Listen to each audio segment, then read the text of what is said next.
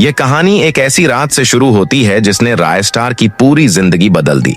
रायस्टार और अज्जू भाई खेतों के पास खेलते खेलते गांव के पास वाले एक पुराने कच्चे जंगल की ओर चले गए। उस जंगल के बारे में गांव वाले कहते थे कि रात में वहां कुछ अजीब सी आवाजें आती हैं, पर दोनों बच्चे डरने वाले नहीं थे। खेलकूद में उन्हें पता ही नहीं चला कि अंधेरा कैसे छा गया। अज्जू ने धीमी कांपती आवाज में कहा, चलें रायस्टार, अब चलकर घर लौटते हैं। पर जैसे जैसे वे घर लौटने की राह पकड़े, झींगुरों की तेज टन-टन और सूखी पत्तियों की सरसराहट ने माहौल कंपकपा देने वाला कर दिया। अचानक किसी गहरी गुर्राती हुई आवाज ने हवा में गूंज फैला दी, किसी बड़े जानवर की तरह। दोनों डरकर रुक गए। थोड़ी रोशनी में एक लंबा सा साया दिखा। एक भयावह भेड़िया सामने खड़ा था। उसकी आंखों में अजीब सी चमक थी। वह तेजी से अज्जू को अपने पंजों में दबोच कर उठाकर एक झटके में कंधे पर डालकर अंधेरे में घुस गया। रायस्टार चिल्लाया और पलट कर दौड़ पड़ा। गांव पहुंचते ही उसने सब बात माँ बाप को बताई। वे दोनों तुरंत जंगल की ओर भागे।